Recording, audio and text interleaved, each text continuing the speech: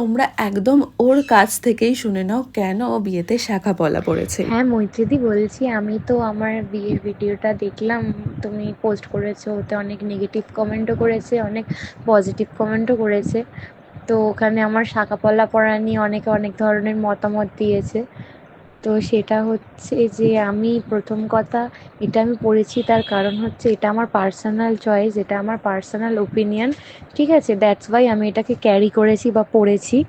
হ্যাঁ, তো সেকেন্ড হচ্ছে এটা আমরা তো মানে এটা আমাদের একটা কালচার, ঠিক আছে? আমরা যে ফরেনেতে বাস করছি তা তো নয়, আমরা এদেশেতেই আছি, এখানেই বাস করছি, সুতরাং আমাদের সব কালচারকে মেনে চলতে হবে। তাই জন্য আমি এই শাঁখা পলাটাকে ক্যারি করেছি বা পরেছি। আর আমি এটা একদমই না যারা বলছে যে আমি তাদের ধর্মকে ছোট করছি বা তাদের জিনিসগুলোকে সাজ হিসাবে গ্রহণ করেছি, কিন্তু এটা একদমই না। এটা দেখতে গেলে এটা আমার নিজের, প্রথমত আমার পার্সোনাল চয়েস, সেকেন্ডটা হচ্ছে আমাদের কালচারেতে আমি দেখেছি এটা সবাইকে পড়তে, এমনকি আমার বাড়িতে, আমার ফ্যামিলিতে আমার মা বা আমার ঠাম্মাদেরও আমি দেখেছি এটাকে পড়তে। হুম। কিন্তু আমাদের মেন হচ্ছে আমাদের যে রিং ফিঙ্গারেতে যে রিংটা পড়ে এটাই আমাদের সিম্বল, যে ম্যারেজের সিম্বল হচ্ছে এই রিংটা।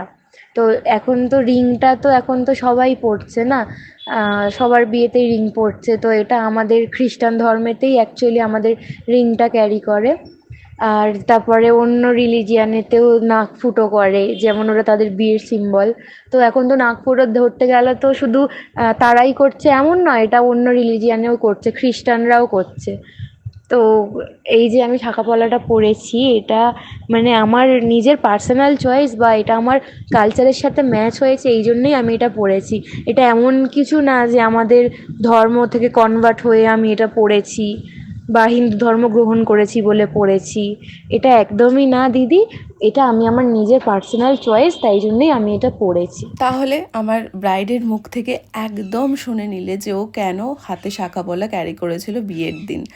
আর দেখতে দেখতে আমার এই ব্রাইডটির মেকআপও কমপ্লিট হয়ে গেল। দেখো তো একদম সফট ডিউই গ্লসি মেকআপ করতে পেরেছে কি না, যেমনটা ও চেয়েছিল। এরপর আরও অনেক কিছু বাকি আছে, সেটা হচ্ছে খুব মেইন, খুব ইম্পর্টেন্ট জিনিস, মাথার ভেইল। সেটা ছাড়া তো ক্রিস্টান ব্রাইড একেবারে ইনকমপ্লিট।